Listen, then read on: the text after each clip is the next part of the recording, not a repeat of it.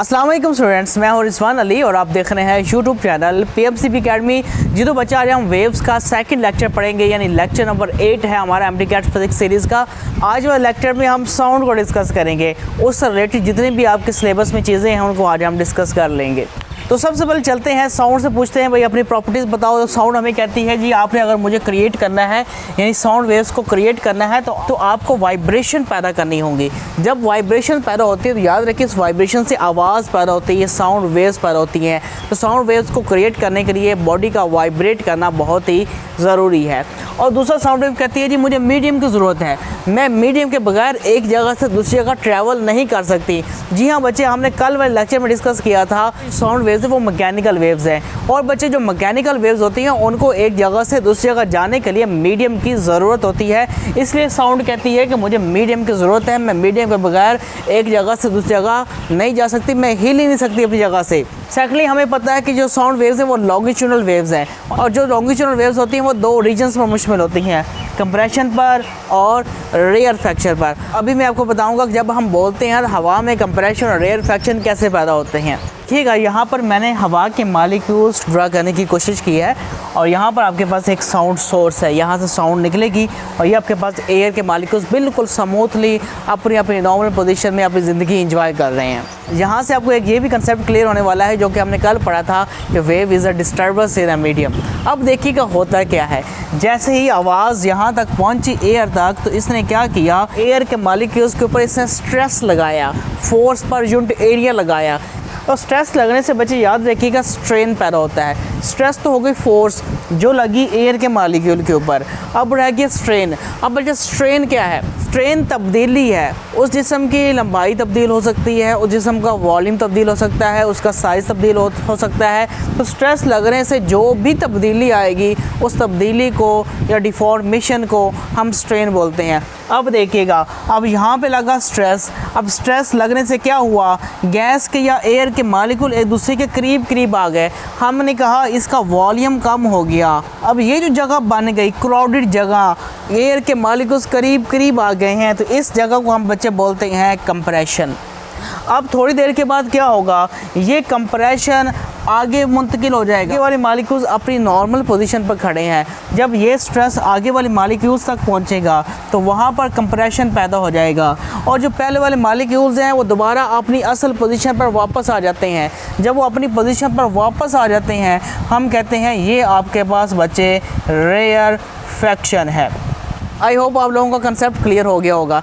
इसी तरह ये कंप्रेशन आगे पीछे रेयरफेक्शन बन जाएगा, फिर ये कंप्रेशन आगे पीछे रेयरफेक्शन बन जाएगा, ये वाला कंप्रेशन आगे पीछे रेयरफेक्शन बन जाएगा। इस तरह आवाज़ हवा में कंप्रेशन और रेयरफेक्शन करते करते एक जगह से दूसरी जगह मुंतकिल हो जाती है। अब आपको ये भी पता चल गया होगा, इसने हवा के मॉलिक्यूल्स को डिस्टर्ब कर दिया। हवा के मॉलिक्यूल्स अपनी अपनी पोजीशन पर अपनी अपनी जगह पर सुकून से थे, तो जैसे ही पीछे स्ट्रेस आया, कभी वो दब जाते हैं, कभी वो फैल जाते हैं, वो डिस्टर्ब हो रहे हैं ना, तो मीडियम यहाँ पे डिस्टर्ब हो गया। हम कहेंगे कंप्रेशन और रेयरफेक्शन की शक्ल में लॉन्गिट्यूडनल वेव्स एक जगह से दूसरी जगह ट्रैवल कर रही है। नेक्स्ट आपको साउंड कहती है कि मुझे 3D प्रोपेगेशन चाहिए।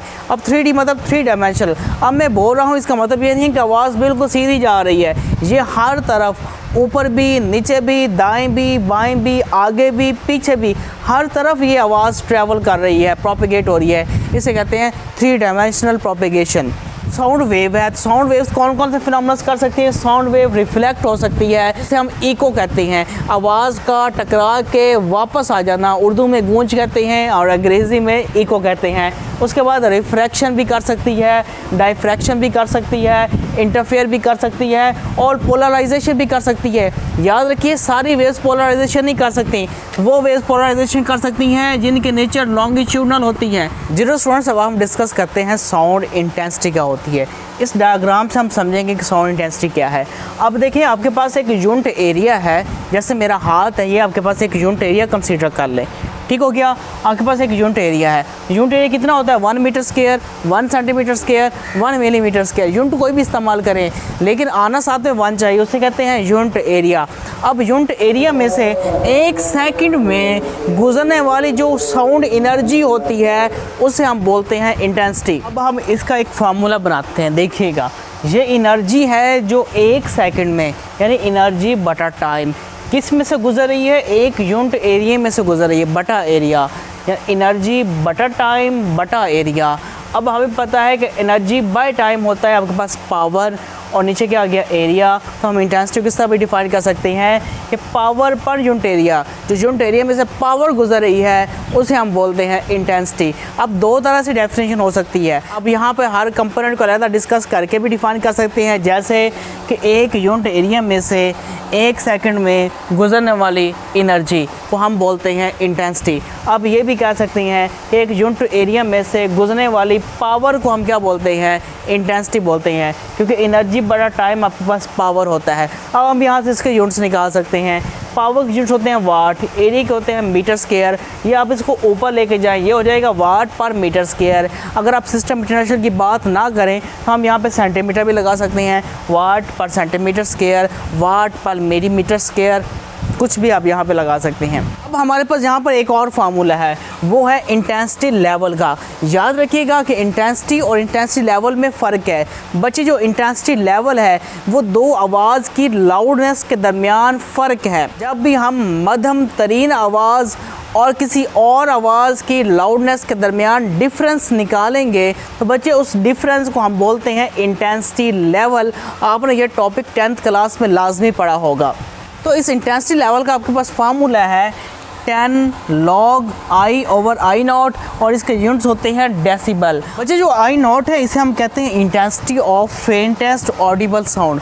ऐसी आवाज़ जो मध्यम तरीन आवाज़ होती है, जैसे कि आप एक दूसरे के कानों में जो सरगोशियाँ करते हैं ना, उस आवाज़ की जो इंटेंसिटी होती है उसे हम I0 से रिप्रेजेंट करते हैं। और बच्चे याद रखिएगा इसकी वैल्यू होती है 10⁻⁻12 वाट पर मीटर स्क्वायर, और ये न्यूमेरिकल में दी नहीं होगी। अगर आपका MCQs आ जाता है जिसमें आपको इंटेंसिटी लेवल फाइंड करना होगा तो आपको सिर्फ ये इंटेंसिटी दी होगी, इसकी वैल्यू आपको ज़ुबानी याद होनी चाहिए, वो होती है 10⁻⁻12 वाट पर मीटर स्क्वायर। और याद रखिएगा इसे रेफरेंस इंटेंसिटी भी कहते हैं और इसे ज़ीरो बेल भी कहते हैं। बेल नाम रखे गया साइंटिस्ट के नाम से, अलेक्जेंडर ग्राहम बेल, और इसे ज़ीरो बेल भी कहते हैं। ये आपका इंटेंसिटी लेवल को मेजर करने का एक यूनिट है, बड़ा यूनिट है, और इसका जो छोटा यूनिट हम इस्तेमाल करते हैं वो होता है डेसीबल। तो बच्चे याद रखिए जितनी भी आपके पास मैकेनिकल वेव्स हैं उनकी स्पीड फाइंड करने का हमारे पास एक फार्मूला है, वो होता है V=√E/ρ। तो आपके पास साउंड भी, आपके पास एक मैकेनिकल वेव्स है और एक लॉन्गिट्यूडनल वेव्स है, तो उसके लिए भी हम यही फार्मूला इस्तेमाल करेंगे। अब यहाँ पे कौन कौन सी चीज़ें हैं, यहाँ पे आपके पास है E फॉर इलास्टिक मॉडुलस। आपके पास जो इलास्टिक मॉडुलस है वो 2 चीज़ों की रेशियो है, स्ट्रेस ओवर स्ट्रेन, और नीचे आपके पास रो यानी डेंसिटी है उस मीडियम की जिस मीडियम में से आवाज़ ने ट्रैवल करना है। अगर एयर में से ट्रैवल करना है तो एयर की हम डेंसिटी लेंगे। हम यहाँ पे स्ट्रेस और स्ट्रेन का अगेन कंसेप्ट क्लियर कर लीजिएगा।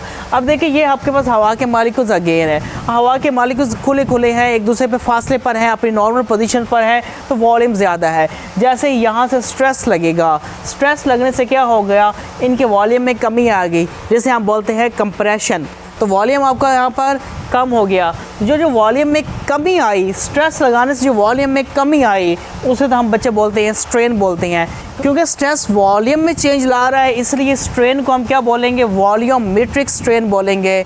और इस इलास्टिक मॉडुलस को बोलते हैं बल्क मॉडुलस। जब वॉल्यूम में चेंज आता है, जब स्ट्रेस वॉल्यूम में चेंज लाती है तो स्ट्रेन आपका वॉल्यूमेट्रिक स्ट्रेन कहलाता है। और जब इन दोनों की रेशियो ली जाती है स्ट्रेस बटा वॉल्यूमेट्रिक स्ट्रेन, तो उस वक्त जो इलास्टिक मॉडुलस होता है बच्चे, उस इलास्टिक मॉडुलस को हम बोलते हैं बल्क मॉडुलस बोलते हैं। इसका मतलब है ये आपके पास क्या है, बल्क मॉडुलस है। तो न्यूटन सरकार ने ये कहा कि जब आवाज़ एयर में ट्रैवल करती है, कंप्रेशन और रेरेफेक्शन के दौरान टेम्परेचर में कोई तब्दीली नहीं आती। और उसने ये मानकर ये एक फार्मूला ड्राइव कर दिया। उसने कहा कि इलास्टिक मॉडुलस प्रेशर की इक्वल होता है, और उसने यहाँ पे पी की वैल्यू पुट करके आवाज़ की जो रफ्तार निकाली वो निकाली 280 मीटर पर सेकंड निकाली। लेकिन जो प्रैक्टिकल वैल्यू थी बच्चे वो थी 333 मीटर पर सेकंड। हमसे ये क्वेश्चन आ सकता है कि बताएं उसकी परसेंटेज एरर कितना था न्यूटन की वैल्यू में और एक्सपेरिमेंटल वैल्यू में।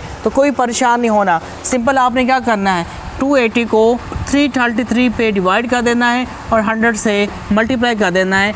आपका वो परसेंटेज एरर आ जाएगा जो न्यूटन ने किया था स्पीड ऑफ साउंड कैलकुलेट करने में। और गलती क्या कर दी उसने? गलती यही कर दी, उसने कहा कि कंप्रेशन और रेयर फैक्ट के दरमियान टेम्परेचर कांस्टेंट। उसके बाद लैपलेस ने इस वैल्यू को दुरुस्त किया, उसने कहा यहाँ पे टेम्परेचर कांस्टेंट नहीं रहता बल्कि टेम्परेचर वेरिएबल है, टेम्परेचर वेरी होता है अकॉर्डिंग टू चार्ल्स लॉ।